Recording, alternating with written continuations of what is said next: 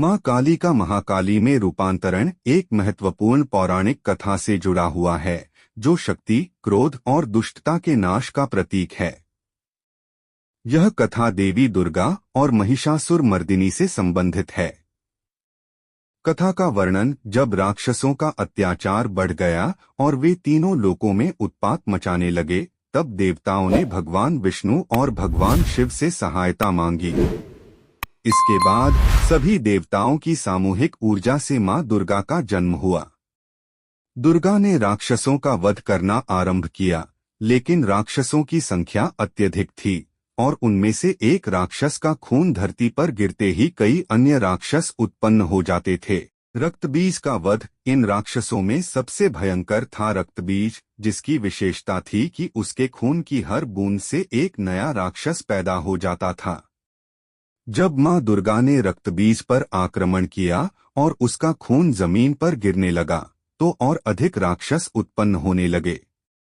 देवी को यह समझ आया कि रक्तबीज का अंत करना सरल नहीं है।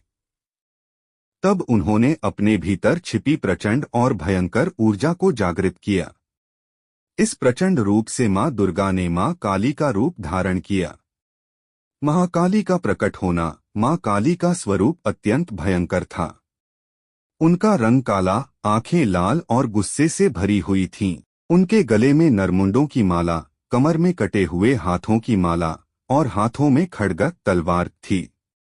उन्होंने युद्ध के मैदान में प्रवेश किया और रक्तबीज के शरीर से निकलने वाले खून को पीना शुरू कर दिया, जिससे रक्त जमीन पर गिर ही नहीं सका।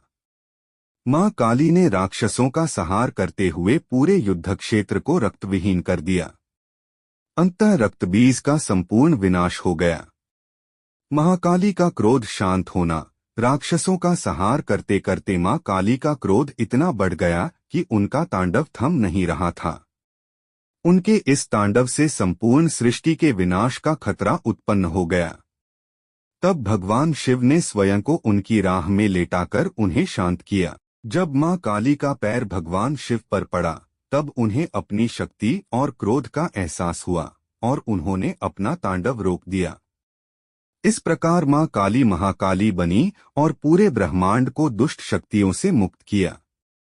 उनका यह रूप हमें यह सिखाता है कि जब भी अधर्म और अत्याचार अपनी सीमा पार करता है, तब शक्ति और सत्य के साथ उसका नाश करना आवश्यक है।